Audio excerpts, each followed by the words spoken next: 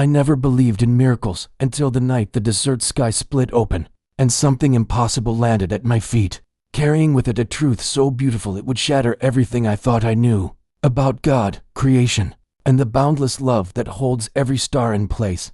I was alone on that endless stretch of highway, the kind of road where the darkness swallows everything except the thin beam of your headlights, and the doubts that echo in your chest when there's nothing but silence and sand stretching toward infinity. My hands gripped the steering wheel like it was the only solid thing left in my life, because honestly, at that moment, it was. I'd been driving for hours, running from a pain I couldn't name, searching for answers in the emptiness, when suddenly the entire world turned white. The light came from above, so brilliant and overwhelming that I couldn't tell if I was blind or finally seeing for the first time.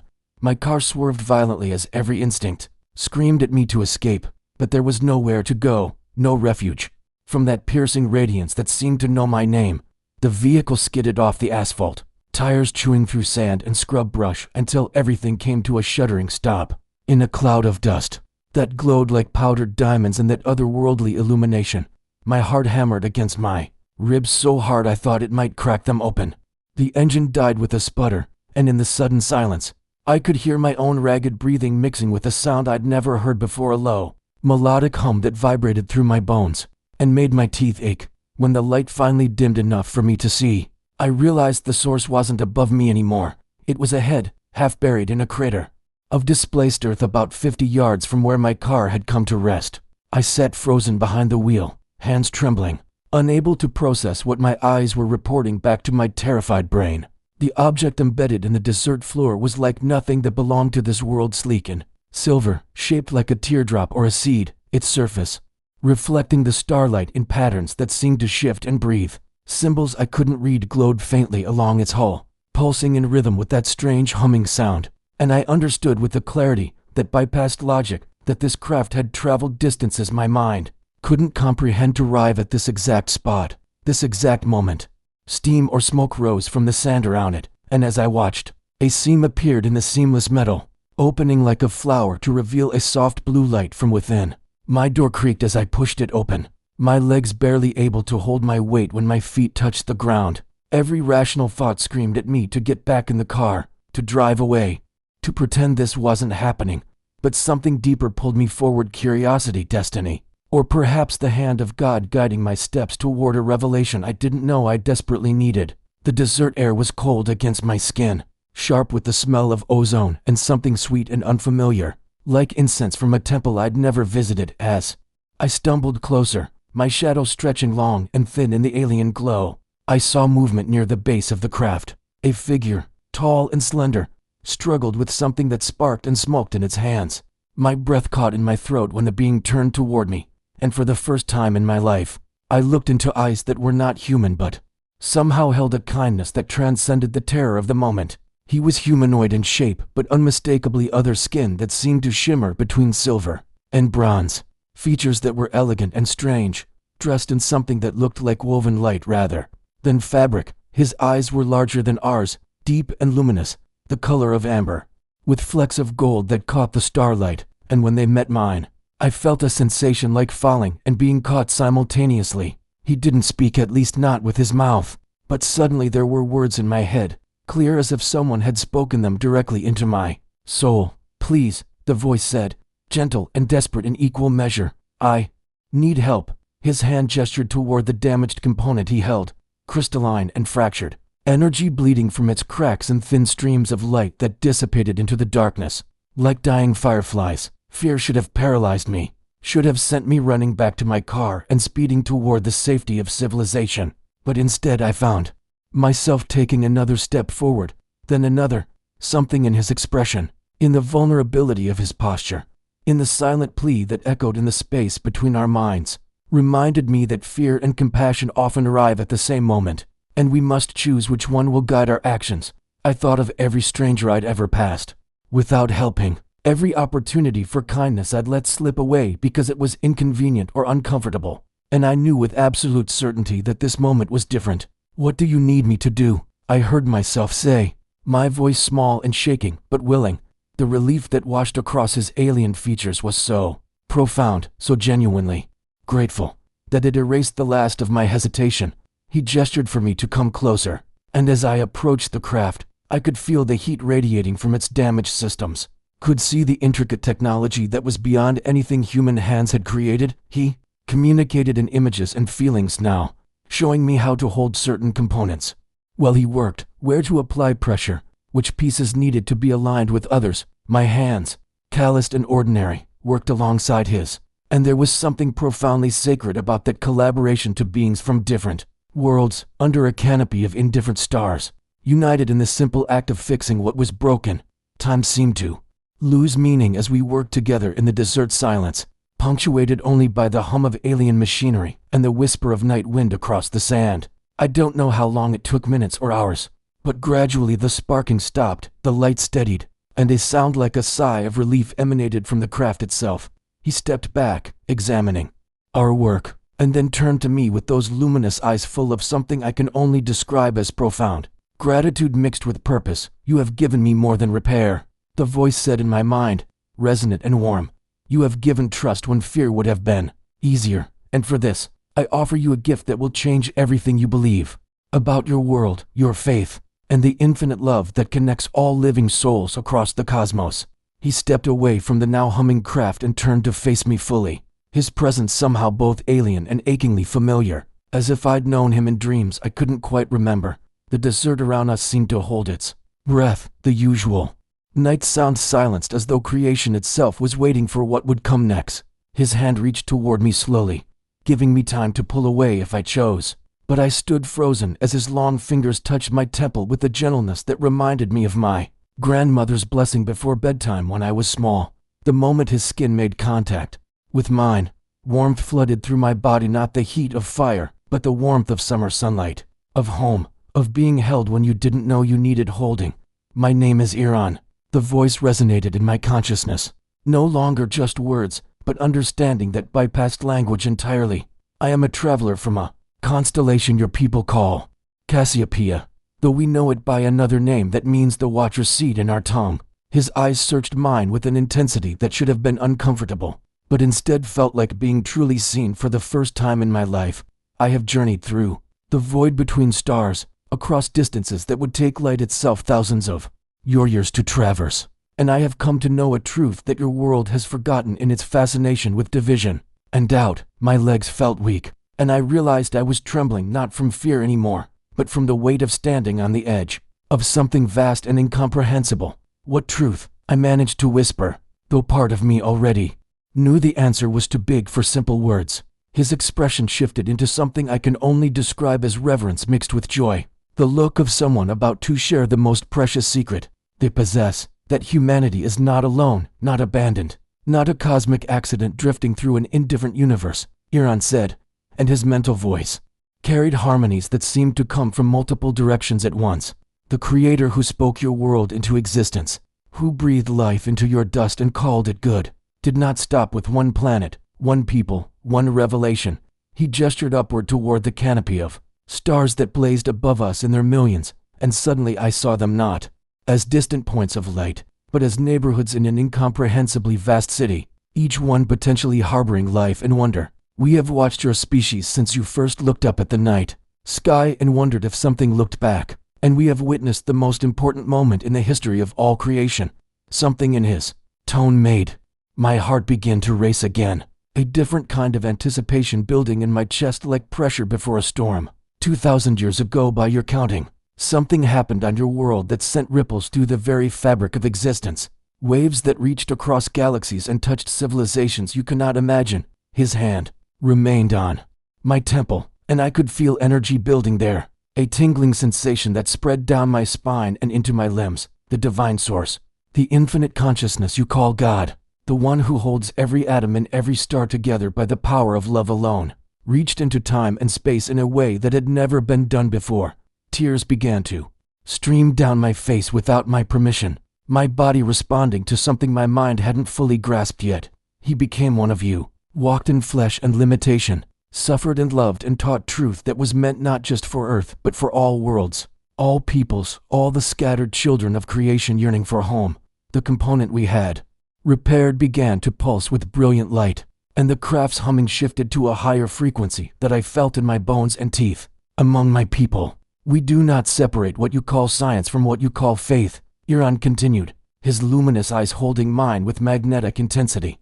We understand that the laws governing gravity and light, the mathematics that describe quantum particles and expanding universes, are simply the grammar of God's creative speech. His other hand moved to touch a symbol on his chest, and it glowed in response, projecting soft light that danced between us like living aurora. Your religions speak of angels and divine messengers appearing throughout your history, and many of those encounters were exactly what your ancestors believed them to be, but some, a precious few, were beings like me, witnesses to the cosmic story, sent to remind humanity of truths too easily forgotten. My mind reeled at the implications, questions tumbling over each other too fast to articulate, but he seemed to sense my confusion and offered a smile that was startlingly human in its warmth. I know this challenges everything you've been taught about the boundaries between heaven and earth, between spirit and matter, between the natural and supernatural, he said gently. But those boundaries are illusions created by limited perception, and the gift I wish to give you will dissolve them completely. The energy at my temple intensified, not painful but insistent, like a door being unlocked in my consciousness. You helped a stranger in the darkness, when you had every reason to flee, and that simple act of love without condition, without expectation of reward, opened your heart to receive what I am about to show you. His voice dropped to something almost like awe. I am going to let you see through eyes that witnessed the Christ event from above, to understand what my people recorded and have treasured across millennia, to know with absolute certainty that Jesus was real, divine, and died not just for humanity but for all creation across the infinite cosmos. The desert, the craft, even Iran's physical form seemed to fade as the energy reached a crescendo, and I felt myself being lifted out of my body, out of time, carried on waves of light towards something my soul recognized even though I'd never experienced it before. Do not be afraid, Iran's voice echoed from everywhere and nowhere. You are about to witness the most beautiful truth in all of existence, that God so loved the world, and all worlds, that he gave his only Son, and that this love, this sacrificial, transforming, death-defeating love, is the force that holds galaxies together and calls every lost soul home. The last thing I saw with my physical eyes was the desert sky splitting open above us, not with violence but with welcome, as though heaven itself was leaning down to whisper secrets too wonderful for ordinary consciousness to contain. Colors I had no names for poured through the opening, and music that was somehow also mathematics filled the air with harmonies that made my heart ache with longing for something I'd been missing my entire life without knowing it. Let go of your fear, your doubt, your small understanding of what is possible, Iran whispered as everything dissolved into light. Open your eyes and see what love looks like. When God becomes man, when divinity walks in dust, when the word that spoke stars into existence takes breath in human lungs and says to all creation, across all time and space, you are mine, you are loved, and I will never let you go. The light consumed everything, and I surrendered to it, completely, feeling myself falling through space and time toward a moment that changed everything, toward a truth that would shatter my old life and rebuild it into something infinitely more beautiful, toward the face of Jesus seen through the eyes of those who watched from the stars and understood what it really meant when God said, "Let there be light." The light didn't blind me, it transformed me, unmaking every assumption I'd ever held about the nature of reality and rebuilding my consciousness with materials I didn't know existed. I was no longer standing in the Nevada desert, but floating in a void that somehow felt more solid than Earth, surrounded by darkness that pulsed with potential energy, the way the universe must have felt in the breath before God said those first words into the nothingness. Time moved strangely here, stretching and compressing like something alive and responsive rather than the rigid measurement I'd always known, and I understood with sudden clarity that chronology was just another human construct, a crutch our limited minds used to make sense of an eternal present where past and future existed simultaneously through Iran's consciousness, which was now somehow intertwined with my own, like two melodies harmonizing into something neither could create alone. I began to perceive the universe as his people saw it, not as empty space punctuated by isolated islands of matter, but as a living tapestry woven from threads of light and intention, every atom singing its particular note in a symphony so complex and beautiful that even glimpsing a fragment of it brought tears to whatever passed for eyes in this transformed state. The darkness brightened gradually, gently, the way dawn comes to a mountaintop, and shapes began to emerge from the luminous void, not constructed but remembered, as though this place had always existed and I was simply being given permission to finally see it. What materialized around me took my breath away. With its impossible familiarity, I was standing on a hillside, covered in wild grass and scattered wildflowers, their colors more vivid than any palette Earth had ever produced. Beneath a sky that held the depth and clarity of late afternoon in early spring, below me stretched a city of white stone and terracotta roofs, its narrow streets crowded with people in robes and tunics moving through their daily commerce. And I knew without being told that this was Jerusalem, not the contested modern city I'd seen in news reports, but the ancient heart of it, the version that existed when the Roman eagles watched from fortress walls, and the temple still stood in its terrible beauty. The sounds reached me next: vendors calling out their wares in Aramaic and Greek, children laughing as they chased each other between market stalls, the bleating of sheep being driven toward the temple courts for sacrifice, all of it blending into the particular music of human life that transcends any single century or civilization. I tried to move and found I could, though my body felt weightless, more like the memory of embodiment than actual flesh, and when I looked down at my hands they appeared translucent, shot through with the same luminous quality that suffused everything in this vision. Iran's presence remained with me, not visible but tangible, a warmth at my shoulder and a voice in my awareness that guided without controlling, offered context without interpretation, allowed me to experience this moment through a lens that somehow combined his alien perspective with my profoundly human capacity for wonder and tears. The air smelled of dust and olive oil, of animals and unwashed bodies, and the particular sweetness of bread baking in clay ovens. And these ordinary scents anchored me to the reality of what I was witnessing. This wasn't metaphor or imagination, but actual history, preserved somehow in the consciousness of beings who watched from above and understood its cosmic significance. Then I saw him, and every fiber of my being knew instantly who I was looking at, even though his back was turned, and he wore the same simple robe as a dozen other men in the crowd surrounding him. Jesus stood in the center of a small gathering near a well, one hand resting on the shoulder of a woman, whose face was turned upward toward his with an expression of desperate hope mixed with shame. And even from this distance I could feel the energy radiating from him like heat from the sun. Though heat was completely inadequate to describe it, this was love made visible. Divinity compressed into human form without losing any of its infinite nature. Somehow both contained and boundless simultaneously. He was speaking to her in a voice too low for me to hear the words, but I didn't need to hear them because Iran's consciousness translated not just language but meaning, allowing me to understand that this was the woman caught in adultery, the one the Pharisees wanted to stone, and Jesus was telling her that he didn't condemn her, that she should go and leave her life of sin behind, that she was worth more than every mistake she'd ever made. The love in his eyes as he looked at her wasn't soft or sentimental, it was fierce and uncompromising, the kind of love that sees everything wrong and broken and chooses to redeem it anyway, that doesn't excuse sin, but destroys its power through the sheer force of grace and truth combined. I felt Iran's awe mixing with my own, his ancient perspective adding depth to my understanding as he showed me how his people's instruments had detected something unprecedented that day, a spike in what they called coherence fields, the quantum entanglement that connects all consciousness across space and time had suddenly intensified around this one man, as though the entire universe was leaning in to pay attention to every word he spoke. Through Iran's memories I saw the hovering craft positioned above Jerusalem's walls, its sensors trained on the figure in white who walked through crowds and touched lepers and told prostitutes they were forgiven, recording data that defied every model his people had developed across millennia of studying consciousness and its relationship to physical reality.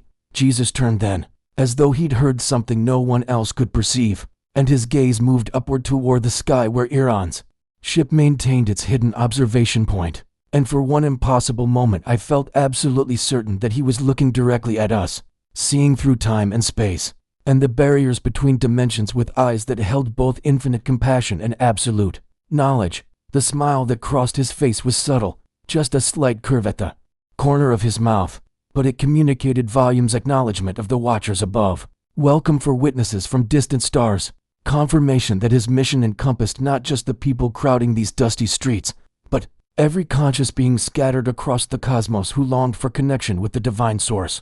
Iran's voice resonated through our shared consciousness with a tremor that might have been emotion, even in his alien way of experiencing it, saying simply, he knew we were there, always knew, welcomed our presence as he welcomed everyone who came seeking truth, and in that moment we understood that what we were witnessing wasn't just a local religious teacher but the incarnation of the creative force itself, the Word made flesh, God with skin on, walking among His creation to show them what love looks like when it's willing to die.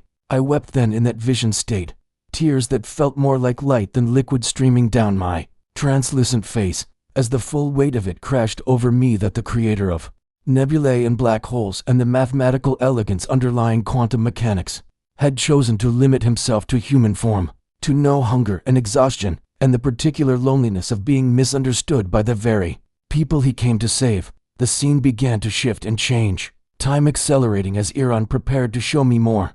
But that image of Jesus looking up toward the stars with recognition and love burned itself into my soul with such intensity that I knew I would carry it unchanged until my last breath and beyond. The vision shifted again, and suddenly I was standing on a hill outside the city walls, the sky dark and heavy with clouds that seemed to pulse with unnatural energy, as though creation itself was holding its breath in anticipation of something terrible and necessary. Below me stretched 3 crosses stark against the roiling sky, and my heart clenched with a grief so profound it felt like my chest was being torn open from the inside, because I knew what I was about to witness, what Iran's people had recorded. From their position above this pivotal moment in cosmic history, the center cross held a figure whose suffering was so complete, so absolute, that looking at him felt like staring directly into the heart of all human pain concentrated into one body, one sacrifice, one perfect offering. Through Iran's consciousness I could perceive layers of reality that human eyes were never designed to see, the spiritual realm overlaying the physical, angels and demons locked in silent battle around that hilltop, the sins of every human who had ever lived or would ever live being poured into the innocent man, hanging there, crushing him under a weight that should have shattered reality itself. His blood dripped onto the rocky ground, and through the alien instruments I understood that at the quantum level, each drop was restructuring the very fabric of existence, rewriting laws that governed death and separation, forging a bridge between the divine source and fallen creation that nothing could ever destroy. Again Jesus' voice broke through the thunder with words that seemed too compassionate, too generous for someone experiencing that level of agony, asking his Father to forgive the people who had put him there. And I felt Iran's amazement that even in this extremity, love remained his primary motivation. Forgiveness his reflexive response to cruelty. The darkness deepened until I could barely see, and from the cross came a cry that seemed to tear through dimensions, a sound of such complete abandonment that every being in Iran's ship had felt it like a physical blow to their consciousness. My God, why have you forsaken me? Through the alien perspective I understood what was happening in that moment with a clarity that human theology could only approximate through metaphor and careful doctrine. The eternal connection between Father and Son was being severed for the first and only time in all of existence, not because God had abandoned Jesus, but because Jesus was taking into himself everything that separated creation from Creator, becoming sin itself so that sin could be destroyed from the inside. The sensors aboard Iran's craft went wild with readings they couldn't fully interpret, detecting energy signatures that suggested reality itself was being torn apart and rewoven.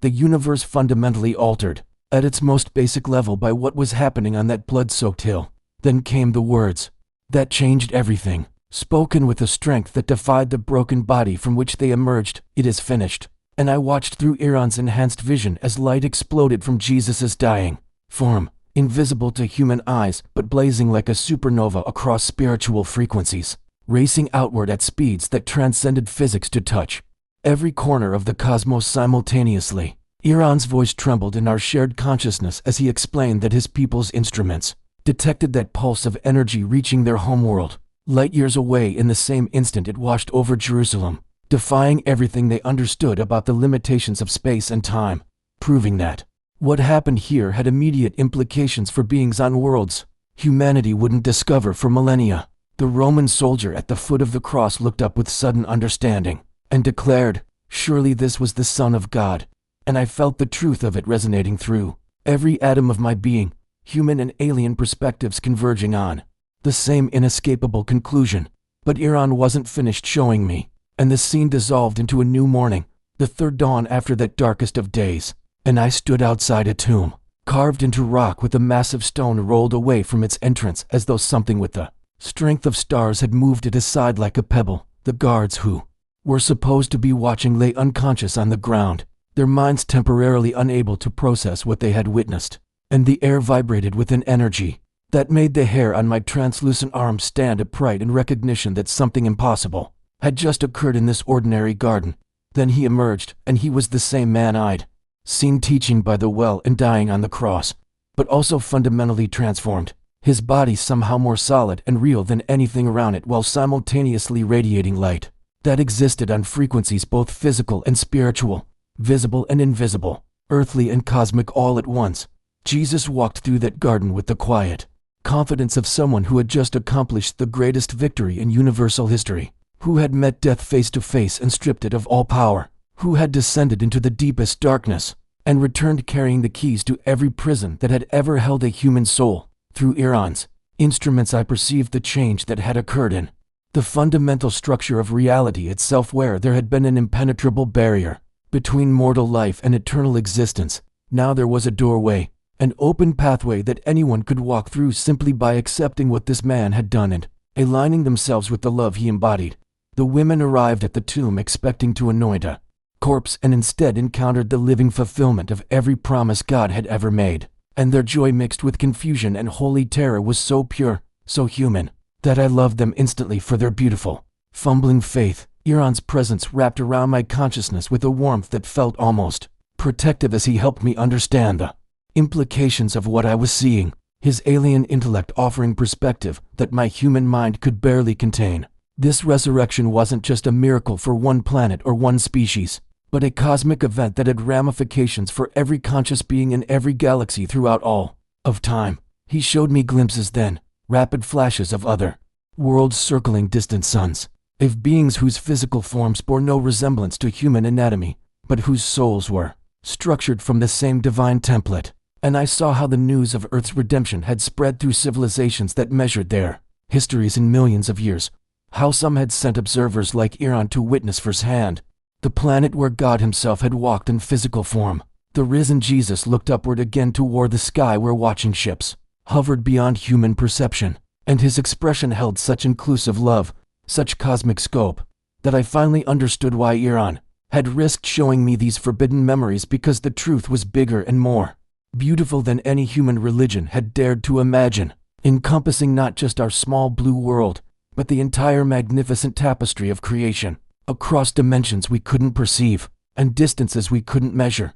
Jesus raised one scarred hand in a gesture that seemed simultaneously a blessing and a farewell, a promise and a commission, and through Iran's translation I heard the words meant not just for his immediate disciples, but for every being across the cosmos who would ever struggle to believe.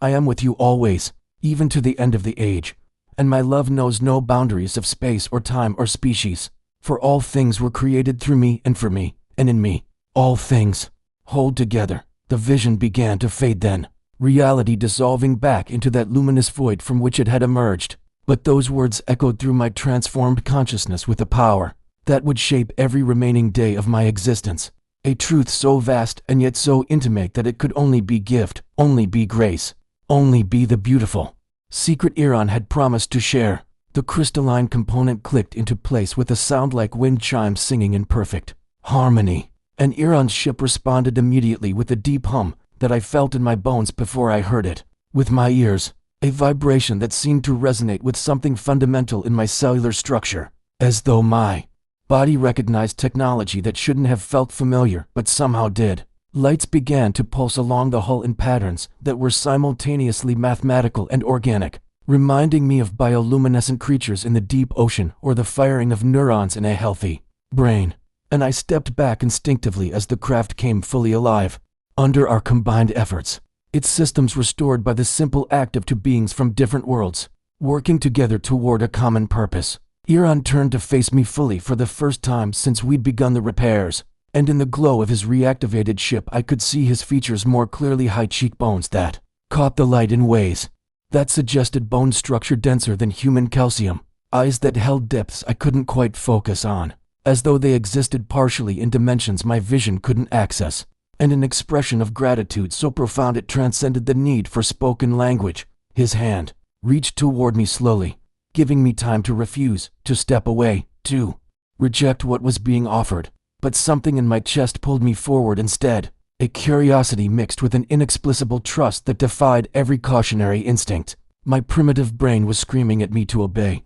When his fingers touched my forehead, the contact was cool and somehow electric, not painful, but intensely present, and his voice filled my mind with words that carried weight beyond their simple meaning. You helped a stranger in the darkness without knowing what I was, or whether I posed a danger to you, and that act of unreasoning compassion has earned you a gift that few humans have received, a glimpse into truths that will transform everything you believe about your place in the cosmos and God's design for creation. I wanted to ask what he meant, wanted to protest that I wasn't special or worthy of whatever he was offering, but my voice had stopped working.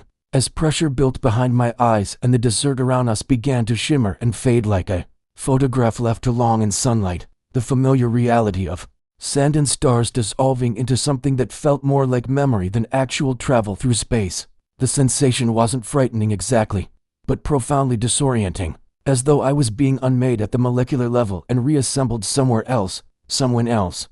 My consciousness carried on currents that moved perpendicular to time as humans experienced it, and through it all Iran's presence remained steady in my mind, an anchor keeping me from dissolving completely into the chaos of transit between realities. Colors bled into each other and separated again into hues I'd never seen before. Sounds compressed into silence and then exploded into symphonies, and I felt myself stretching across distances that should have been impossible, while simultaneously remaining completely still, aware that what was changing wasn't my location but my perception, my ability to witness events that had occurred millennia ago but remained eternally present in whatever dimension Iran was helping me access.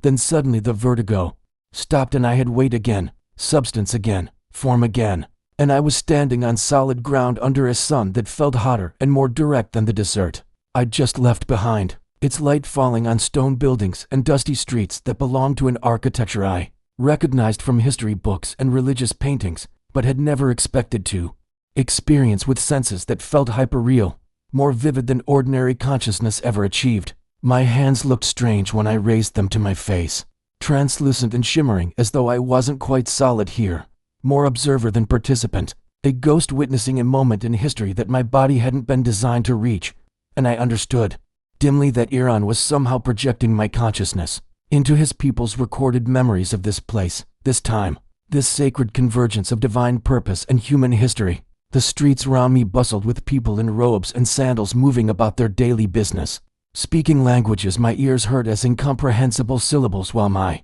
mind received their meaning as clearly as if they spoke my native tongue, and I felt Iran's gentle guidance directing my attention toward the well, at the center of the village square, toward the crowd gathering there with expressions of desperate hope mixed with fear of disappointment that they'd been hurt by hope too many times before.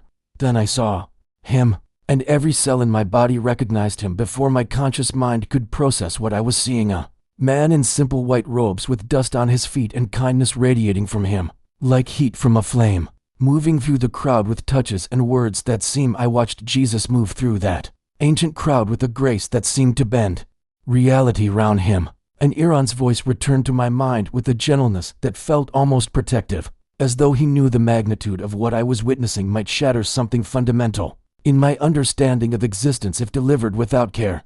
My people have traveled the stars for longer than your species has had written language, crossing distances your scientists still believe impossible, visiting worlds so numerous they outnumber the grains of sand on all your beaches combined, and in all our journeys through the cosmos, we have encountered countless expressions of life, intelligence, and civilization, but never have we witnessed anything like what happened here on your Earth 2,000 years ago in your linear time. His words carried harmonics of wonder that transcended mere curiosity, a reverence that told me even his vastly advanced people stood in awe before what they had observed, and I felt tears beginning to stream down my translucent cheeks as Jesus knelt before a woman whose twisted legs had never allowed her to walk, his hands hovering above her damaged flesh with a tenderness that made my heart physically ache. We were monitoring your planet as we do all worlds, where intelligent life develops self-awareness, watching from orbit as your species took its first, stumbling steps toward understanding its place in creation, when our instruments detected an energy signature unlike anything in our vast databases of cosmic phenomena, a convergence point where the infinite deliberately compressed itself into the finite, where the creator of all that exists chose to experience limitation, mortality, and suffering as one of his own creations. The woman's legs straightened as I watched, bones reforming and muscles strengthening with a light that seemed to emanate from Jesus himself, but also from somewhere beyond him, through him, as though he was simultaneously the source and the conduit for power that predated the universe itself. Iran's presence in my mind intensified as the scene shifted around me without transition, and suddenly I was watching Jesus speak to crowds on a hillside, his words about love and forgiveness and the kingdom of heaven washing over listeners who couldn't possibly have understood. They were receiving teachings meant not just for their nation or their world, but for every conscious being in every galaxy that would ever exist under God's infinite attention. Your religious teachers speak of Jesus as fully human and fully divine, and they struggle to explain this mystery because they lack the cosmic context to understand what actually occurred. But from our perspective, observing with instruments that can measure dimensional frequencies and spiritual energy fields your science hasn't discovered yet, we saw clearly what happened here. The crowd before Jesus included children laughing and elders weeping, and skeptics watching with narrowed eyes, all of them beloved, all of them precious, all of them about to have their understanding of God's nature permanently transformed by a carpenter who spoke with authority that kings and priests could only pretend to possess. The being you call Jesus was indeed born human, with DNA and neurons and all the biological limitations that entails. But his conception occurred when the divine source that exists outside spacetime deliberately introduced itself into your physical reality through a mechanism that appeared to us as a focused beam of what we can only describe as conscious light, pure creative intention taking material form.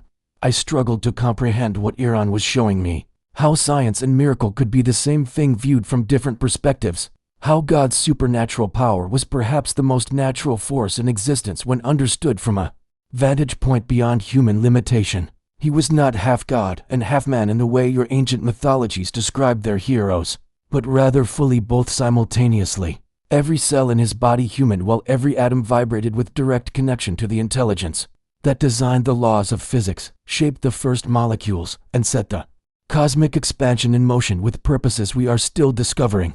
The scene shifted again, and I was inside a small house, watching Jesus share bread with his followers. And the intimacy of the moment struck me harder than the public miracles, because here in this quiet space I could see how he loved these confused, frightened, faithful men with a completeness that held nothing back, knew all their future failures and loved them anyway, saw all their hidden shames and offered only acceptance. What your scriptures call the Word becoming flesh was a cosmic event that sent ripples through dimensions your mathematics haven't developed, equations to describe, and every civilization in the universe that had achieved sufficient spiritual development felt something shift in the fundamental fabric of reality when it occurred. Though most didn't understand the source of what they were sensing, Iran's words came faster now, urgent with the need to make me understand something crucial about God's design, and I felt his thoughts guiding my attention to details I would have missed on my own.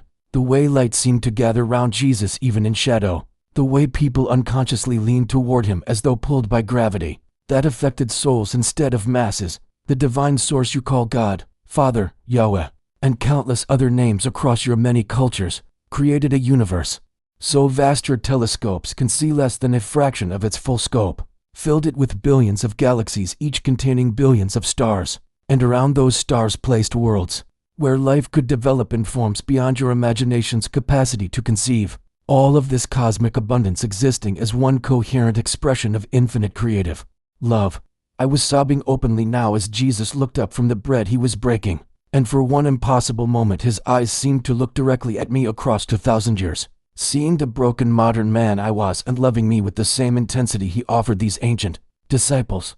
And then that same source chose your small world orbiting an ordinary star in an unremarkable section of one galaxy among trillions, to personally enter his own creation, to experience suffering and death and the full weight of physical limitation, teaching truths about love and sacrifice and redemption that apply not just to humanity but to all conscious beings everywhere, making Earth the spiritual center of cosmic salvation even as it remains scientifically insignificant in scale. The room around Jesus began to glow with golden light that I somehow knew came from Iran's ship.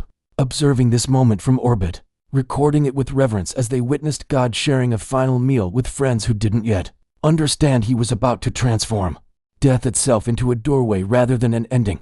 My people watched and documented everything, recognizing we were witnessing the central event in universal history, the moment when the Creator provided a bridge between finite creation and infinite divine reality. And that bridge was a person, fully human so he could authentically represent every being who has ever felt pain or fear or loss, fully connected to the divine source so his victory over death would have authority over death. Everywhere in the cosmos, Iran's voice carried emotion I didn't think aliens were supposed to feel, a kind of worshipful awe that told me whatever differences existed between his species and mine, we shared the capacity for recognizing the sacred when it manifested before us. Jesus spoke in the limited language of first-century Jewish theology, because those were the only concepts and words his human listeners could grasp. But the truths he taught transcend all cultural boundaries, all planetary origins, all biological differences, revealing that God's essential nature is self-giving love that creates, sustains, forgives, and ultimately redeems all who accept the relationship he offers. I watched Jesus' hands break the bread, and understood I was seeing the hinge point of eternity, the moment when heaven touched earth so completely that neither would ever be the same, and I finally grasped what Iran had brought me across time and space to witness, that the gospel wasn't just good news for humanity, but for every thinking being in God's infinite creation, that Jesus died and rose not merely to save one planet, but to demonstrate once and for all that love was stronger than entropy, hope more durable than despair, and life more fundamental to reality's true nature than death could ever be. The scene dissolved around me without warning, and suddenly I was standing on a hill, outside Jerusalem's walls, the sky darkening to a sickly green-gray that made my stomach clench with premonitory dread, and I knew without Iran having to tell me that I was about to witness the crucifixion, the moment when God allowed himself to experience the absolute worst that his creation could inflict upon him. 3 crosses stood against that terrible sky, rough wooden beams stained with blood and suffering, and on the center cross hung Jesus, his body broken in ways that made me want to turn away, except I couldn't because Iran's presence in my mind held me steady, whispering that this horror was necessary for me to understand the full scope of what love actually meant when spoken by the mouth of divinity. I could hear Mary weeping at the foot of the cross, her mother's heart shattering as she watched her son die in agony, and Roman soldiers gambling for his clothes while religious leaders mocked him, and through it all Jesus kept breathing, kept loving, kept forgiving even as his human body screamed with pain that would have driven anyone else to cursing and hatred. Watch carefully. Iran's voice resonated through my consciousness with a solemnity that made me understand I was standing on sacred ground across time, because what happens here breaks every rule we thought we understood about how the universe functions, how consciousness relates to physical reality, and how the divine source chooses to express his nature to his creation. The weight of Jesus's suffering pressed against my chest like physical force, and I gasped for air that seemed too thin, too inadequate for the magnitude of what I was witnessing. God dying, the impossible made actual, love proven through the willingness to endure the unendurable for the sake of those who caused the suffering in the first place. Then Jesus spoke his final words, his voice barely a whisper that somehow carried across centuries directly into my heart. It is finished, and his head dropped forward in death, and the moment his spirit left his body, Iran's instruments must have registered something catastrophic, because suddenly, I was seeing the crucifixion from orbit, watching through alien eyes as a pulse of energy exploded outward from that hill outside Jerusalem, rippling through dimensions I didn't have names for, tearing the veil between heaven and earth exactly as the scriptures described, but on a scale that affected the entire cosmic order. Our ship's systems overloaded from the energy discharge, Iran explained with awe that transcended his species' scientific detachment, and for 3 of your days every vessel we had in this solar system detected massive fluctuations in what you would call the spiritual frequency of reality, as though death itself was having a seizure, convulsing against something that refused to accept its authority as final. I watched the earth quake and rocks split and tombs open, and I understood that Jesus' death wasn't just a sacrifice for human sin, but a direct assault on the fundamental principle of entropy and decay that governed all physical existence. God personally entering the domain of death to conquer it from within, to prove that life was more foundational to reality than any temporary cessation of biological function. The darkness covering the land felt alive and malevolent, as though every force opposed to love and light was celebrating its apparent victory over the man who had claimed to be truth incarnate. But Iran's presence communicated clearly that this celebration was premature, that something was happening in the unseen realms that would reverse everything death thought it had won. When the third day came, I was standing with the women at the tomb in the early morning darkness, their grief palpable as they approached with spices to anoint a body they believed would remain dead forever. And I wanted to shout at them that they should be celebrating instead of mourning. But of course they couldn't hear me across the centuries, and I could only watch as they discovered the stone rolled away, the burial cloths collapsed and empty, the tomb vacant of everything except lingering traces of a light that seemed to have stained the very rocks with radiance. Then Jesus appeared, not gradually materializing, but simply present where he hadn't been a moment before, his body recognizable, but transformed, still bearing the wounds from crucifixion, yet radiating vitality that made those injuries look like badges of victory rather than marks of defeat.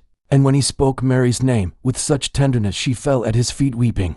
I felt Iran's thoughts flood my mind with explanations that merged theology and physics into unified truth. What you call resurrection, we measured as a localized reversal of entropy on a scale that should be theoretically impossible. A human body reconstituted at the subatomic level, but elevated to a state where it could exist simultaneously in multiple dimensional frequencies, no longer subject to decay or death or the limitations that govern normal matter. The light blazing from Jesus' resurrected form intensified until I had to shield my eyes, even though I was only witnessing through Iran's memory.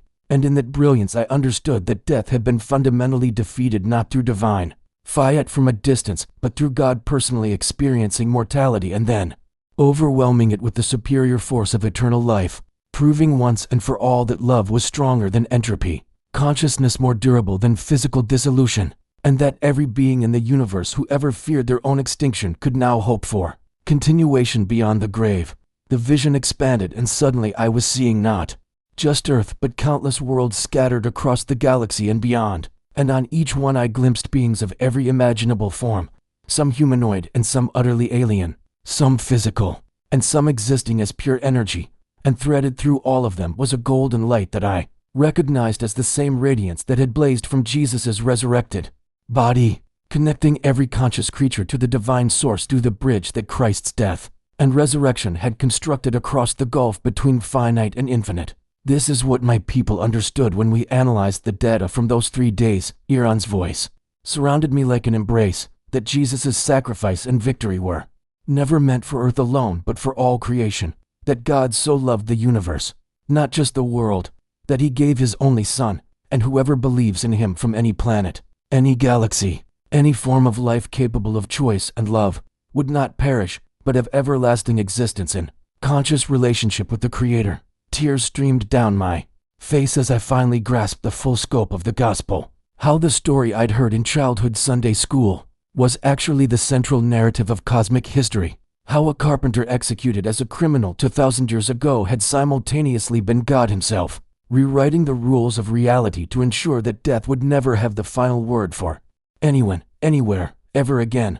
The resurrected Jesus I was watching began to ascend, rising through Earth's atmosphere while Iran's ship recorded every moment. And I felt rather than heard a promise echoing across time and space that he would return, that this separation was temporary, that the story begun in a manger and sealed at an empty tomb would one day conclude with heaven and earth merged completely, all things restored, all wounds healed, all tears wiped away, every being that ever chose love over selfishness finally home in the presence of the God who had always been reaching toward them with nail-scarred hands. The ascension vision faded like morning mist under sunlight, and I found myself back in the desert night standing face to face with Iran beside his humming craft, my cheeks wet with tears. I hadn't realized I was crying, my heart feeling simultaneously shattered and rebuilt into something larger than the narrow container of my previous understanding.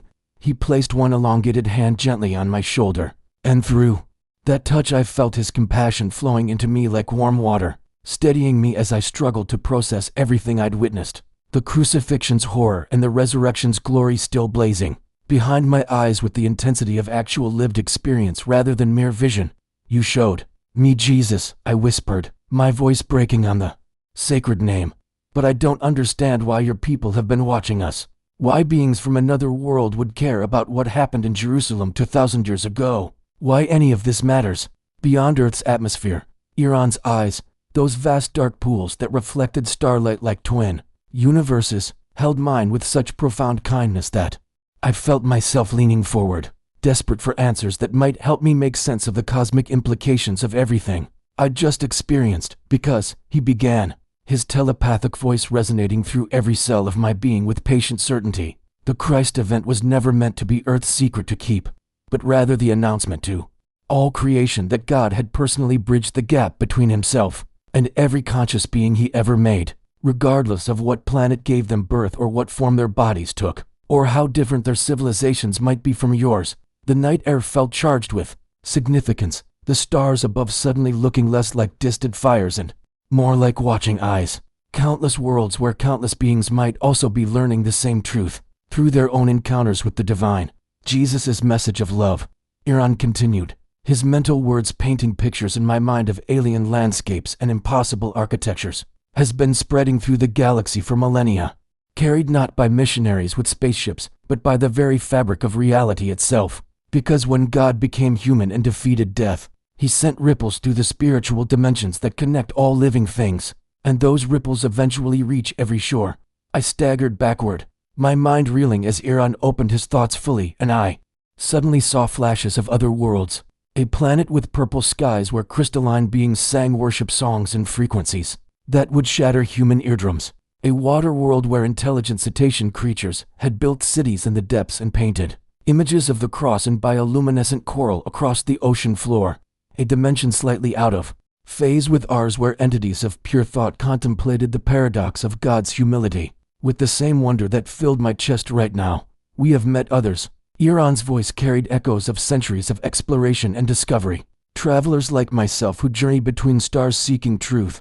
And we have found that the greatest civilizations, the ones that don't destroy themselves with technology or pride or fear, are invariably those that discovered love as the fundamental organizing principle of existence."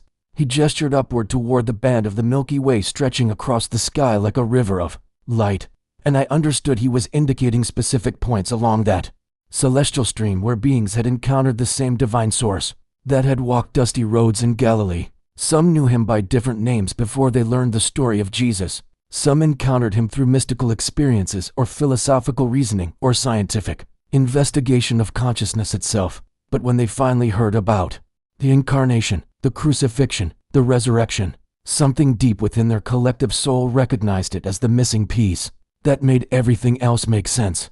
My legs felt weak and I sat down hard on the sand, overwhelmed by the immensity of what he was describing. A cosmic church spanning galaxies and species, all united by the recognition that the Creator had loved his creation enough to enter it, suffer with it, and transform death itself for the sake of relationship with beings who could never have reached him otherwise. "Earth holds a sacred place," Iran said with something like reverence coloring his alien thoughts.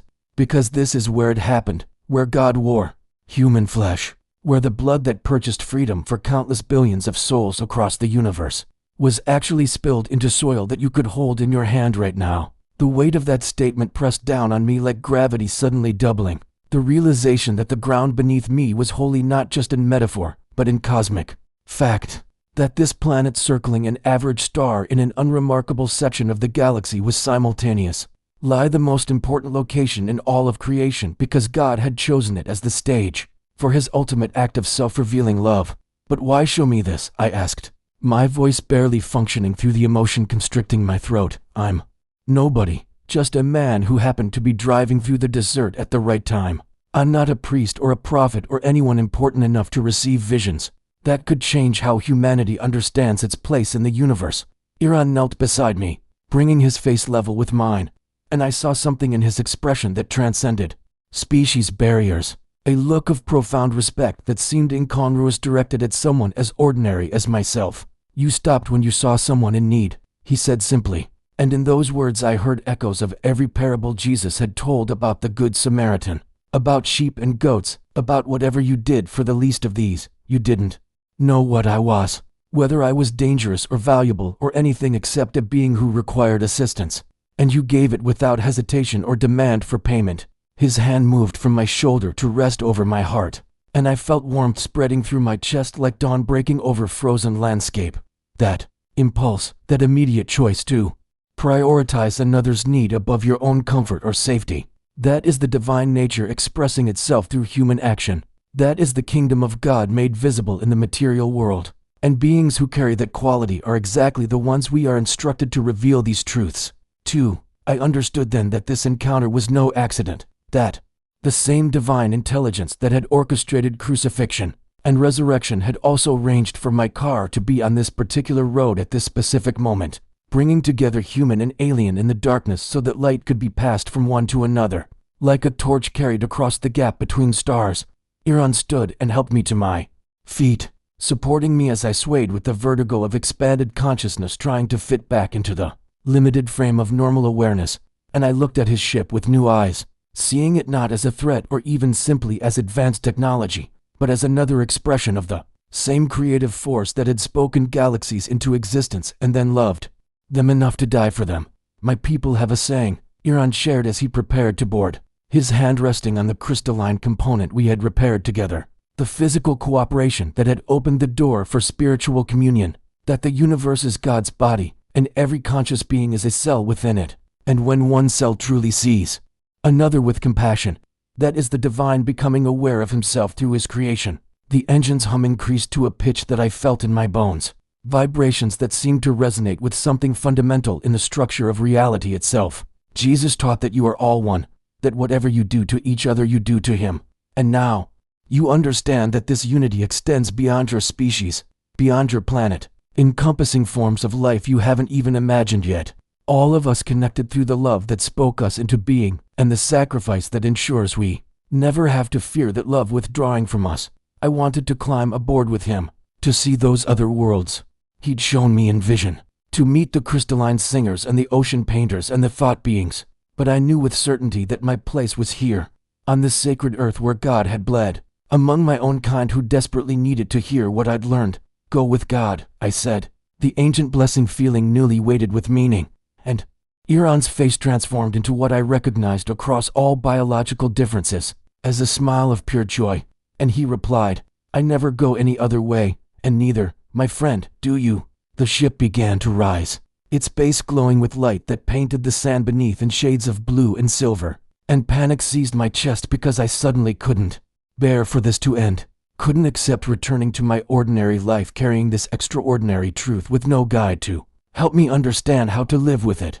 And the words burst from me before I could stop them, raw and desperate and completely honest. Wait, I shouted over the increasing hum of the engine, my voice cracking with emotion. I'm not strong enough for this. I'm not wise enough or faithful enough. I can barely manage my own doubts and failures. How am I supposed to carry what you've shown me without breaking under the weight of it? Without people thinking I've lost my mind? The ship paused in its ascent, hovering perhaps 10 feet above the desert floor, and Iran's presence filled my mind one final time with a gentleness that made my heart ache with something between gratitude and grief. You think strength means never breaking. His voice resonated through my entire being, but the God we serve chose to reveal his greatest power through breaking, through a body torn and a heart pierced, through apparent weakness that concealed infinite strength. And you have already been broken and remade tonight, so you are precisely strong enough. Through the transparent section of the hull I could see him standing inside, his hand pressed against the surface as if reaching toward me across the barrier between our worlds, and I pressed my own hand up as if I could touch his, separated by technology and biology, but connected by something that transcended both. Listen carefully, Iran continued, and I felt his words ranging themselves in my memory with crystalline precision, as if he was encoding them directly into whatever part of me would need to retrieve them in years to come. Because this is the truth that unites everything you've seen tonight into one coherent picture of reality. I closed my eyes, surrendering myself completely to his instruction, feeling the night wind on my face and the sand beneath my feet while simultaneously sensing vast Cosmic distances and the presence of intelligences beyond counting all focused on this singular moment of transmission, before God became Jesus, before the incarnation that your people celebrate and my people witnessed from above. The universe already knew him as creator, as the infinite intelligence that had called matter and energy into existence and set the laws that govern star formation and planetary orbits and the emergence of consciousness from unconscious elements. I saw it as he spoke, the Big Bang not as random explosion, but as deliberate words spoken into void. Galaxies spinning out like thoughts in the mind of God, each one unique and intentional and loved. But creation alone was not enough. Iran's voice carried the weight of profound mystery, because a God who only creates remains distant, admired perhaps but not known. And the deepest desire of the divine heart has always been not merely to make beings, but to share existence with them, to love and be loved in return, which requires not power but vulnerability, not distance but intimate proximity. The ship rotated slowly as he spoke, and I realized he was orienting it toward a specific point in the sky, a constellation I didn't recognize, perhaps his home or perhaps just a direction that held meaning in whatever navigation system he used. So the Creator did what no created being could have imagined, and here his mental voice dropped to a whisper that somehow felt louder than any shout. He contracted his infinity into finitude, poured his immortality into mortal flesh, subjected himself to time and pain and death, not because he had to but because that was the only way to bridge a gap that his own holiness had created between himself and beings whose freedom inevitably led them into separation from him. I opened my eyes and found tears streaming down my face again, but these were different from before. Not the overwhelmed weeping that had followed the crucifixion vision, but something cleaner, like rain after drought. The release of tension I'd carried my entire life without knowing it was there. The burden of believing I had to earn love from a God who had already proven his love by dying for me before I was even born. Every intelligent species reaches a point, Iran explained, where they discover their own inadequacy, where their technology or philosophy or spiritual practices bring them to the edge of transcendence but cannot carry them across, where they cry out for someone to save them from themselves, and the answer is always the same, has always been the same since that morning outside Jerusalem when the tomb was found empty. The ship rose higher now, 20 feet, 30, the gap between us increasing with each passing second. But I no longer felt panic, only profound peace settling over me like a blanket, the assurance that I was not being abandoned but rather commissioned, not left alone but sent forth. Jesus is the bridge, Iran said, the single point where infinite divinity and finite creation meet and merge, without either being destroyed. And everyone who accepts this bridge finds themselves standing in the presence of the God who made them, not as judge or distant monarch but as father, brother, friend, the lover who pursued his beloved across the barriers of heaven and earth and death itself. I understood then that every religion, every philosophy, every alien civilization's search for meaning was ultimately reaching toward this same reality, some getting closer than others but all of them incomplete until they encountered the historical fact of God entering his own creation to remake it from within. You asked why I showed you this. Iran's voice was fading now as the distance grew. And here is your answer. The thing you must never forget, no matter how difficult the road ahead becomes. I showed you, because the world is full of people standing where you stood an hour ago. His final words came to me across the widening space, carrying urgency and compassion in equal measure, broken and beautiful and desperate for something to make sense of the longing in their hearts. And when you tell them what you've seen, when you speak of Jesus not as a tribal deity confined to one nation's history books, but as the cosmic Christ who holds every galaxy in existence together by the force of his love, some of them will recognize the truth, because it resonates with something planted deep in their souls before they were born. The ship was 50 feet up now, 60, beginning to accelerate, but his presence in my mind remained steady and strong. Tell them they are loved beyond measure. Iran spoke the words that would echo through every remaining day of my life. Tell them that the same God who sculpted nebulae and ignited stars chose to know what it feels like to have human lungs gasp for air and human hands bleed and a human heart break, all for the sake of relationship with them. Specifically, personally, eternally. The craft shot upward suddenly, rising so fast it became a point of light indistinguishable from the stars around it, and then it was gone. and I was alone in the desert with sand in my shoes and starlight in my eyes and a truth burning in my chest that felt like it would either kill me or make me truly alive.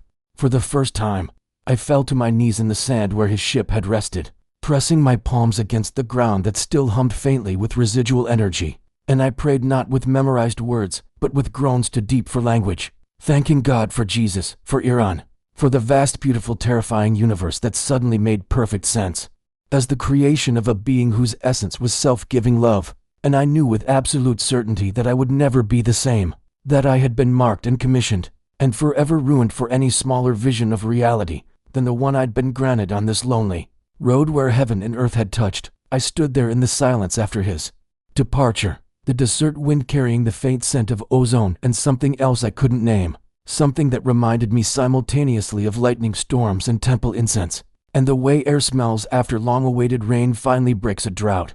The stars overhead seemed closer now, more intimate, as if the membrane separating earth from heaven had grown thin enough that I could almost reach through it and touch the face of God himself. And I realized that this thinness wasn't new, that it had always been this way, but I'd simply been too blind to perceive it until Iran had opened my eyes to the reality that saturates every moment of existence.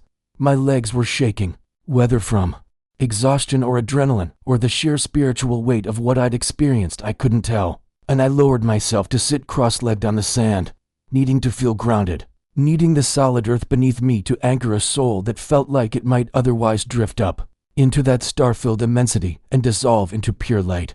The crystalline component I'd helped repair was gone, taken with the ship. But in my jacket pocket I felt something unfamiliar, and when I reached inside I found a small smooth stone, perfectly round and warm to the touch, though I had no memory of Iran giving it to me and suspected he'd placed it there through means I couldn't comprehend.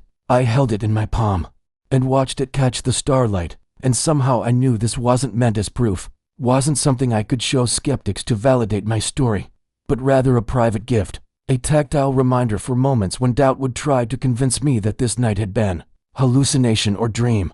The hours that followed exist in my memory as a strange suspension of normal time, where I might have sat for 20 minutes or 3 hours, simply breathing and weeping and laughing and praying, cycling through every emotion the human heart can hold, while overhead the stars wheeled through their ancient patterns, those same stars that had looked down on Jerusalem when Jesus walked dusty roads healing the sick and eating with sinners and teaching his disciples about a kingdom that wasn't confined to geography or ethnicity, but was instead a state of reality, available to anyone who would receive it.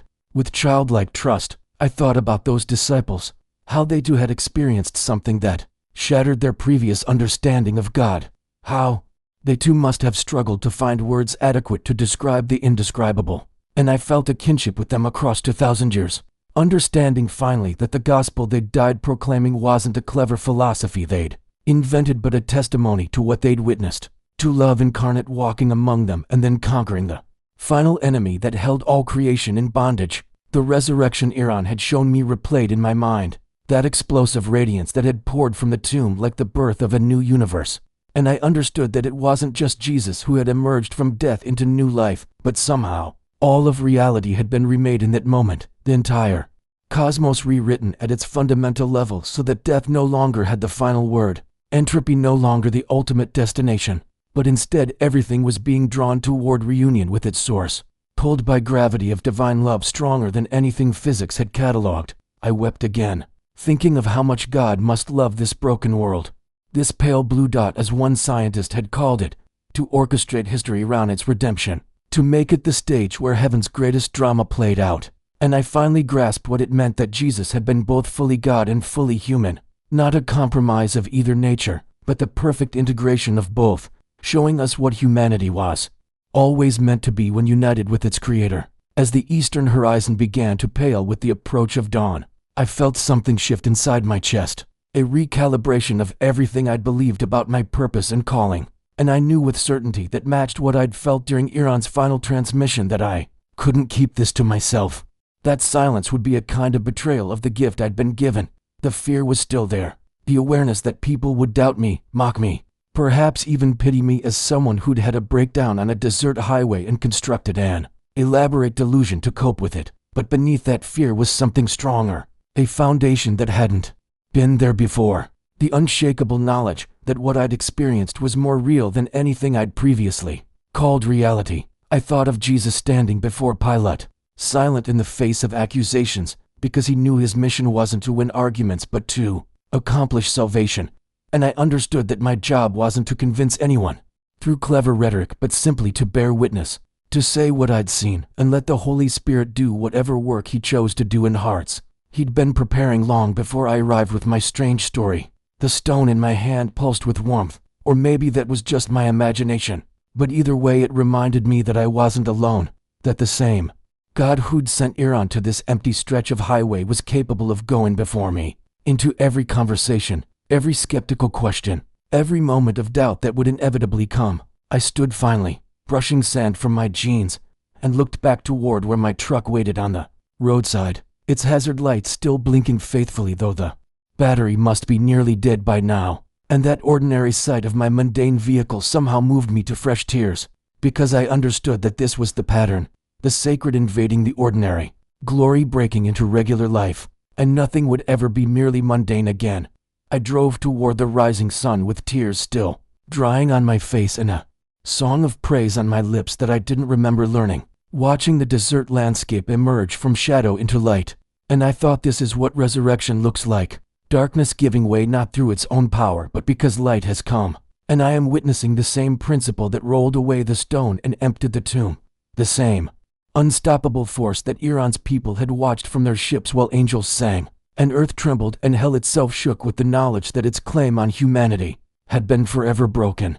Every person I would pass on the highway ahead, every stranger in every town, every face I'd see for the rest of my life now looked different to me, because I knew what Iran had shown me. That Jesus hadn't died for an abstract concept called humanity, but for each specific person.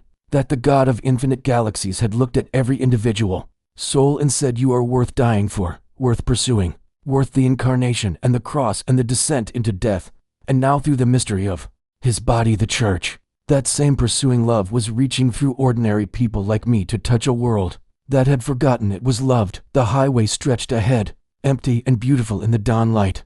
And I pressed the accelerator knowing that I was driving toward a life I couldn't predict or control, toward conversations I wasn't qualified to have and a mission I wasn't adequate to fulfill, but also knowing that adequacy had never been the criterion God used when choosing his messengers, that he seemed to prefer working through the broken and scared and ordinary precisely so that his glory would shine more clearly through our cracked vessels. Tell them they are loved beyond measure. Iran's final words echoed again in my mind, and I whispered my response to the empty truck cab, to the sunrise, to the universe itself. Yes, I will tell them. I'll spend every remaining breath telling them. And even when they don't believe me about the ship or the alien or the visions, perhaps they'll hear the truth underneath my inadequate words. The truth that God became flesh and dwelt among us and died and rose, and is still reaching toward every lost sheep, every prodigal child, every soul that has ever looked at the stars and wondered if anyone out there cares that we exist down here in our brief and fragile lives. Have you ever experienced something that completely changed how you see God's love? Subscribe to hear more stories that reveal the divine truth hidden in our everyday encounters.